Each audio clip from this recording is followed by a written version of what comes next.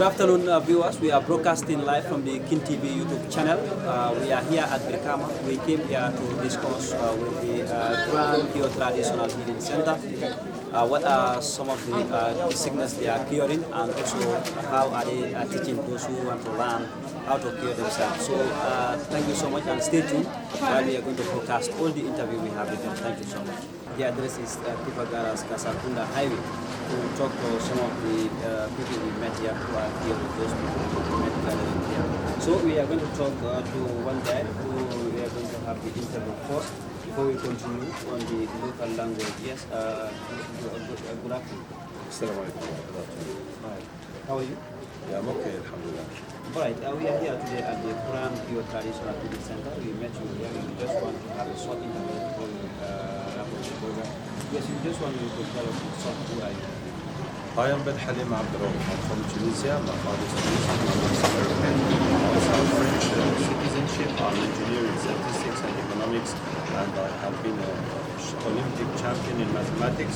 Now I am into Islamic activities since I am small, with da'wah, with youth, with students. I have learned Quran by heart. I have classes in Arabic, and I have graduated from Islam. My work is in spiritual healing, ruqya, since 1997, and since 2005 I spent most of my time in campaigns to treat people, to train people, to establish centers. So we have centers in 40 countries on the world, over the 5 continents. This is my second visit to Gambia. First one was in 2009. Correct. It seems that you are a long way. Why are you in the Gambia? Well, we are in Birkama, and I am here just for a week. And we have opened the center since September, last September. It is my group that are already established in Guinea, where they have 30 centers. They came and trained people here. So part of my group is going to stay longer, a month or more, inshallah, after me. All right. What are some of the sicknesses? So we treat problems of sihr and jinn and ayn, and that comes through 4 symptoms. Blockages in life, you can't get a job, you can't progress in your job, you can't get married, you can't have children, you can't study, everything you try to do is not working. The second symptom is unusual health problems. You have pains that never end, you have unusual diseases. When you go to doctors, they don't understand. When they do analysis, they don't find nothing. The third symptom is unusual mental states. You get angry too much, you have depression, you have fears, you have doubts, you hear voices, it can go up to madness.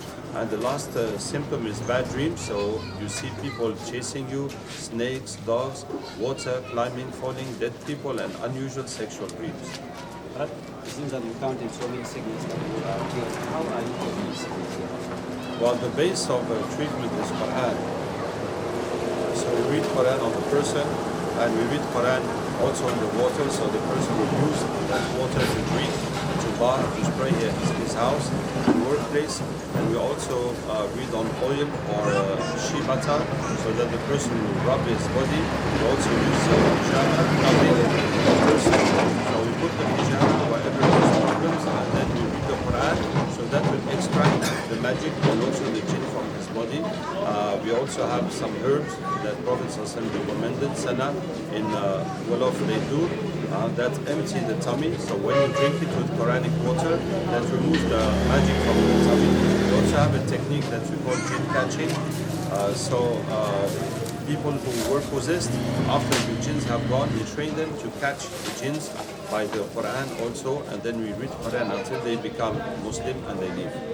But for how long have been able to do this place, and how far are you curing? So this place opened in September, since last September 2022, and when the person comes, we do the full treatment. It will take about 1 or 2 hours, and then we give him a treatment to do at home, and after 12 days he will come back. Now, by the grace of Allah, after 3 sessions, that is total about 40 days of treatment, 85% of the people are cured. How many places do you have? Yes, now in Gambia there's only this branch of Birka. Yes, we have Yes, we want to open in all the big cities, but that will be with the people who will come there to learn and know the method. So then we will help them to open centers, inshallah. Segment is something that is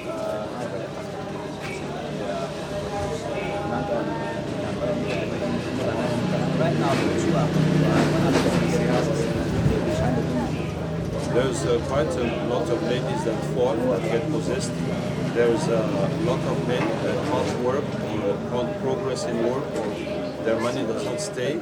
There's also a lot of problem within the couples, fighting with no reason. Some have already divorced. There's also many ladies that cannot have children. There's also many students that cannot learn at school. what are your message to Gambian people? We met so many people here who are what's your message to Gambian people, especially those who are sick? Well, our message is that our method is transparent. There's no secrets. We show you everything. It is Islamic. Everywhere we go with the ulama to explain to them what we do, because we want to do this for Islam. Also, the training is free and open to everybody, men and women. So the only condition is to be able to read Quran. You can come to learn. So if you have these spiritual problems, come inshallah for your treatment. If you want, you can come for training also. We have met a lot of people that have jujus and they have amulets and they have rings for protection. All that brings jinns to the person and increases his problems, and it is shirk. So be very careful. Don't do something that you don't understand. And because Islam does not accept any object that has a power. If you believe that this thing can help you, it becomes your fetish. You have been curing so many people. After curing, they normally come back and tell you that they are okay, or they have any complaints. Well, alhamdulillah, we have nearly 1 week here. Many people have started progressing. It's not enough to get a total cure, but the relief is very quick. In 1, 2, 3 days, you already feel relieved. Then you have to continue the treatment. Now, there are some reactions because when we remove the jinns, when we treat the person, sometimes some jinns are not happy. They'll try to attack him, so he stops. Or sometimes the people who have done the magic will know that he's treating himself and try to beat him. But it's not much. But in those cases, we will teach our patients how to fight for themselves. And the weak point of the jinns and magicians is when they come in the dream. So if you see anything attacking you in your dream, instead of running away, you read Quran that will make him run away. So before you read, you catch him, then you read until he's dead. So that's when you beat them also when they attack. Right? How long will you stay? I am giving my escape for 1 week, inshallah. Actually, it was not programmed, but because there was a big demand, so I just spared 1 week to come. I came from Kenya and continued to Senegal, inshallah. Alhamdulillah, I told you I have centers in 40 countries in the world.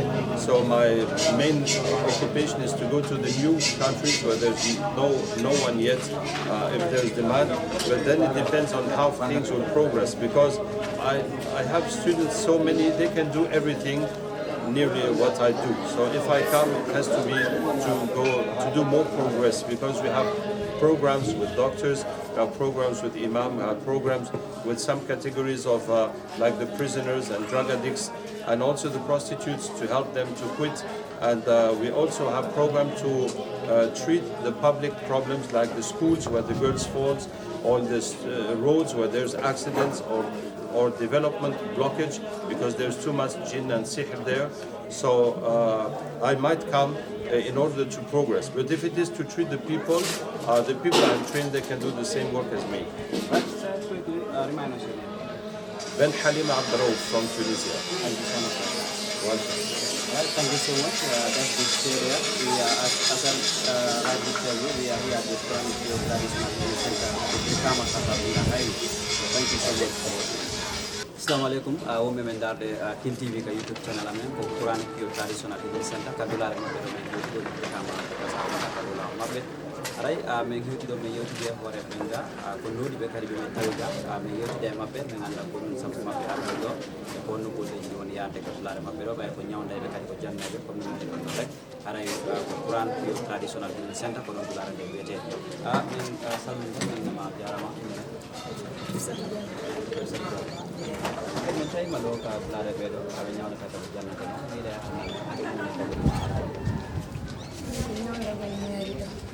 Quando mi primi ñande mi arnoɗo mi wonda e hakkille mi anda kono mi ardiɗo kono joni alhamdulillah yettere Allah boyi mi yiye nafoore mum boyi ɓen yeehi ha ɗo e lagine ɗaɓɓugol liɗi min nanwa e faali kono kadi ɓuyti seeɗa kono kadi boyi mi ari ɗo ɗum ko alhamdulillah yettere Allah boyi ɓayade min moodiyan min feppami mi sustamo hiwde kono woni ko galle toon surtout pay ko goɗuna yo ɓadolan joni ɗum fof ko alhamdulillah yettere Allah boyi mi wawa tumbo nderde jama yaye marché mi yata ɗo ni mi defa mi jumannoto kono ɗon yiddade min e yimɓe ɓen joni min hawti programme mari toujours komi serani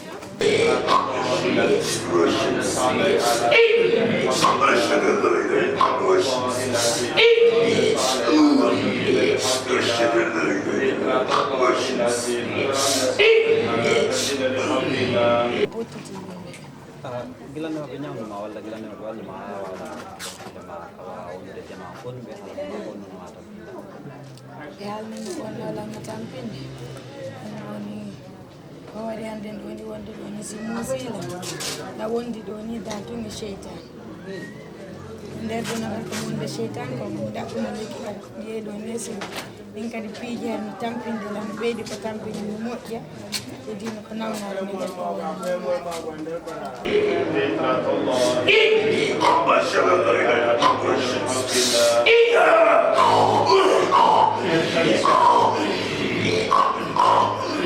On a pris la famille en otage.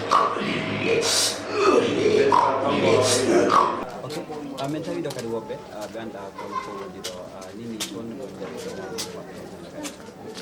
ha ɓeɗon kadi ɓen ko alhamdulillah yettere Allah boyi ɓe hiwde afiya boyi ɓay kadi kala arɗo ɗo no ruttitade no imminde kadi goɗɗo yo ar ɓay ɓe yi nafoore mum e afiya kadi moƴƴe ok gila watto mbo ɓewɗiɗi o kala ɗum joni heeɓi fomo ya 5 tawi ko yimɓe hewɓe ñawda ɗo ɗo on ɗum min ñawdude so ñawdiɓe aɓe kadi ana est ce que ruttitiri kam on gonɗum min ɗo on ɗo min ñawdude so tawi ɓe ñawdiɓe so ɓe artino goɗɗude yeeso goɗɗude yeeso ɓe innataɓe ɓe yi afiya boyi kadi ɓen heeɓi jindi kono mbi kadi ɓe fuɗɗi ɗo joni piiji boyi sanji kono ɗoni woɓɓe ara ɗo ni no hoyɗa no hari moƴƴi ko ɗum ɗon fof sanji joni hakkiɓe wonay noon a jarama jarama Mamadou Sadio Kane wiyete coordinateur Afrique de l'Ouest leydi wonde ɗen kadirnage ɗo ɓeɗo boɗe ɓere ñawdirayde alqur'ana e sunnanelaɗo sallllahu alayhi wa sallam o seɓɓen halima abdouraouf sinthi kadi woni joguiɗo ko leydi wonde ɗen kadirnage wona min ko laabi ɗiɗi on argol an ɗo ami arino décembre ha fiɗɗi ɗo woni ngalmiɗo ardi e délégation ɓe ɓe niger côte d'ivoire e ɗonno tunisi e yimɓe kañum kadi Ghana ko minen ɗo ardi e Guinée ɗon ɗo ko yontere men waɗi gila min hewti ɗo ok ɗum ko ñawdugol addi on ɗo ko ñabbeji façon woni wonɗo ñawde alhamdulillah miɗen ñawda ko wiyete kon aynu e massi e sehir ɗiɗo piiji tati ɗi qur'ana e sunna woodi fiimi wonde makko wiyete dabare ma ɗum si jinna hawri e goɗɗo ma ɗum si hunnduko bonko ma gite bonɗe hawri e makko ɗum ɗo alqur'ana e sunna no yewti ko holno ɓe ɗo duwa ñawdirede ɗum ɗo ɓe ñawde ko ɗum no wonɗo ñawdirde ko mataw men anda sabu alamandeji hollayɗi goɗɗo ɗum ɗo nangimo ko ɗi nayi ko hollata wondema a jinna jokki oɗo ma ɗum dabare hewtimo ma guide bonɗe ma honduko bonko hewtimo ko andorto arande lawol ko sattede ɓittede ka gurdam nde tawno ko fanda ko ta on tigui heeɓu nafoore ka gurdam makko woni ko janggowo joni jande nden sattima ɗum ko wonnoɗo o fi jombugol ma jombegol ɗum ɗo no sattani o ma jiidagol ma golle makko arno marsay noon ɗum fof acci joni yarde no hannir noon ko nden sattede ɓittede ɗon si waɗi ko alamade aranede hollayde ɗum ɗo hewtimo ɗimmum ɗum ko nawna o yaaka labtane ɓina min anda ko nawnuɗa ma mi yiyali nawnare ma nde ma ɓe jonnamo lekki donc hay fude nde tawno si ɗum ɗo waɗama e aaden o ñaamima o yaaɓima ferama e makko ma joƴƴinama ka ɓandu ɗiɗo alamandeji heɓoto e makko ta labtane o wawata yiwde tataɓum ko andorto dabare ma ɗum hunduko bonko ma guiɗe bonɗe hewti goɗɗo ma jinna jokkimo ko andorto tan mon ko bonere haqqille ɗen sababu mbilew pooɗay jinna e goɗɗo wano soɓe pooɗirta cooƴi si tawi mbilew ngu waɗama e makko ɗi aray haala majji on ko miijo kamen ɗuuɗamo yejjintinde ɗuuɗamo moninde ɗuuɗamo kulol e taƴu reedu ha wonde o yana o faɓɓe ma o feeta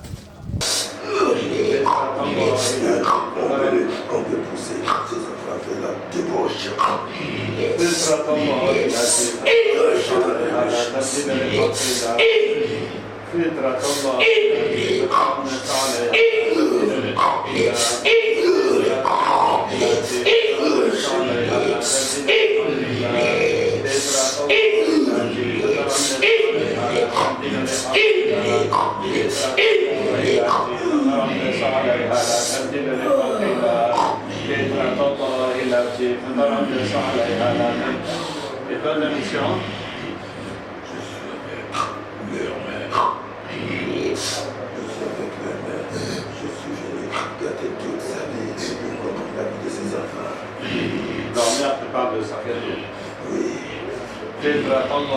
mbilew pooɗay jinna e goɗɗo wano soɓe pooɗirta cooƴi si tawi mbilew ngu waɗama e makko ɗi aray haala majji on ko miijo kamen ɗuuɗamo yejjintinde ɗuuɗamo moninde ɗuuɗamo kulol e taƴu reedu ha wonde o yana o faɓɓe ma o feeta nayaɓum ɗum ko koyɗi bonɗi ɗin andorto si on tigui tawama himo hoyɗa mo raɗe mo jokke mo piride mo yiya canɗi mo yiya kulle wano golle e bare e debbeli ma mo yiya mo ñaama ma on tigui hoyɗa no wiira ma mo uno e gayɗe ma o yiya jama yimɓe buyde tawno si ɓe waɗiri batte teppe makko ma paɗe ɗen kala ko immani o taw yottoyo e porgal o ɗuɗa e hoyde mo e otoje motoji ma mo seppa e jayi si ɓe waɗi ka ndiyam fi kala ka o heeɓi e jawdi taw wawa nafitorde yo inirwa ndiyam ɗam o ɗuɗa o heeɓa e mbuuɗi darotako hewde candi ko wano noon kadi si ɓe sokkimo e bogorole mo hoyɗa e police mo hoyɗa mo raɗe mo jokke mo pirde ko wano ɗi koyɗi bonɗi ɗo saabu ɗum ɗo sattede nden e nawnaje ɗen e bonere haqqille ɗen e koyɗi ɗin ko ɗiɗo nayi andinta men si gotum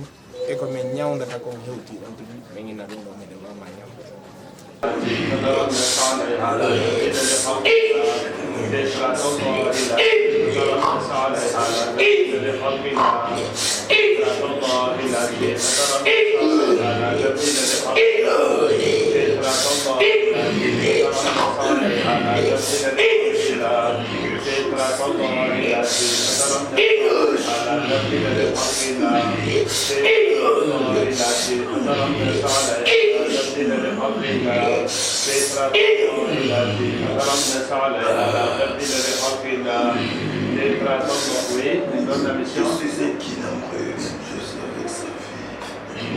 hali ñabbir hewdi ɗi ñawɗo ɗon kadi o konti ko heewi ɗo on woodi kadi hono ñawdir ɗon yimɓe min tawi ɗo jama ɓe annda ɓe arde te o wino ko lesdi seeɗa bawɗo fuɗi ɗon ñawde galle maaɗo kande kadi ɗo yimɓe wonɓe wen arde heɓe maɓɓe honno woni tare walla kono ñabbir so honnugol ɗon fayda ko woni e maɓɓe kon hino e leyɗe kawtalje ɗen ɗo wono yanugol ɓeejuɓe ka lekkolji ɗum ɗon hino e leyɗe heddiɗen ɗo kadi men tawno ɗuuɗi ɗo wono noon kañum kadi nawnaji wonɓe arde ga ɓen tawata ɓe mari sattede fi jiidi ma ɗum marɓe ellaji ɗitata ko yoni nawnaji ɓe jilli ka labtani ɓeɗo fof no arde ɗo fof ko alamandeji dabare no e maɓɓe wono no ɓeɗo wono no ɓeya wona ñawdire to noon heeɓi nafoore ɓeɗo kadi alhamdulillah min yi alɗo taw ko tawata hino tiiɗi yalti e ko min wowno yiɓde kon ma ko min wawali ñawde e leyɗe heddiɗe ko birkama won noon ɗum woni lawol kasa kunda ko dulaji ɗon jogi ɗon kande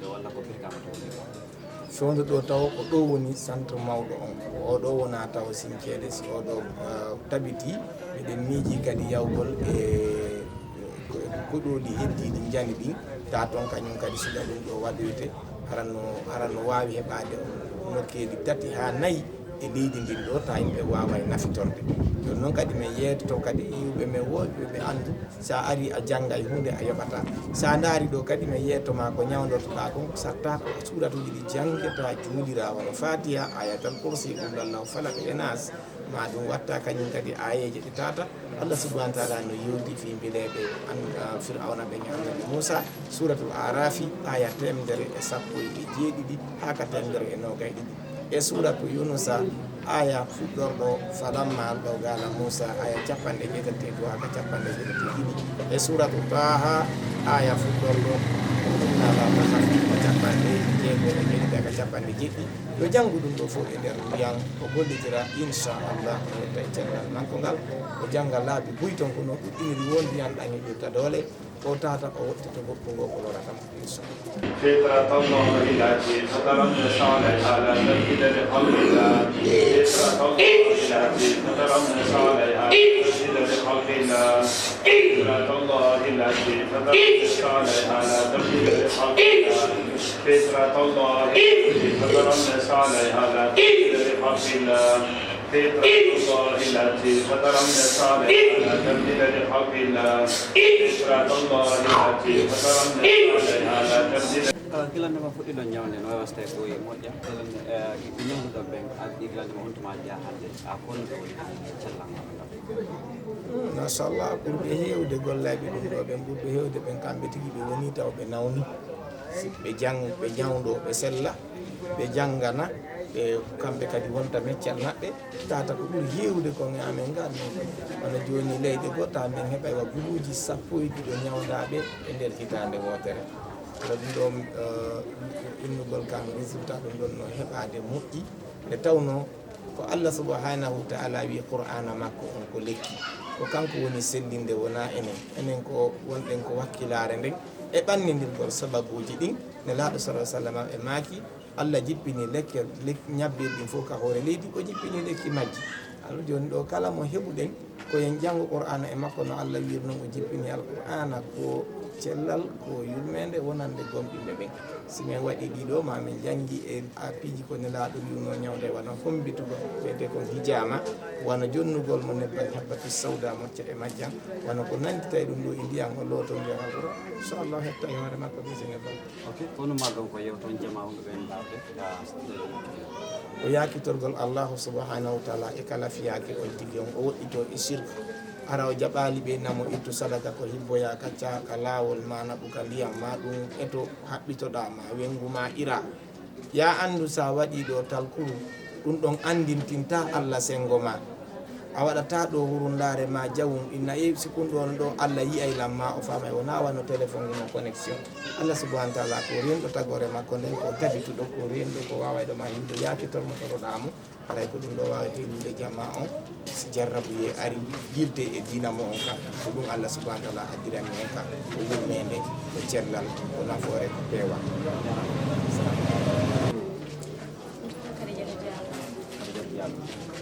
nge tarajan ne mune sa tomo training na je don kana den kama zamol karandi burni zamol karandi ka wol jaranya mi like dama ka karanya mi ande like nyenta bin garaji ni be jaral be jaro like dula mi ma nyenta dula mi ma nyenta dula mi ma ka be to kabe war jama de ti amita kabe garaji sai I5 ka winje ma last kabe na jam ay jaro karandi Pertama kan kami nyami is very good kan ani dafa man kan dia ba ko dia start kana ya sai sai pengol be fali ya dale like mo mi kana dia kana mo de ma kana ni ala ko na ra dia to kana ina ba so da ni so فطرة الله التي فطر الناس عليها لا تبديل لخلق الله فطرة الله التي فطر الناس عليها لا تبديل لخلق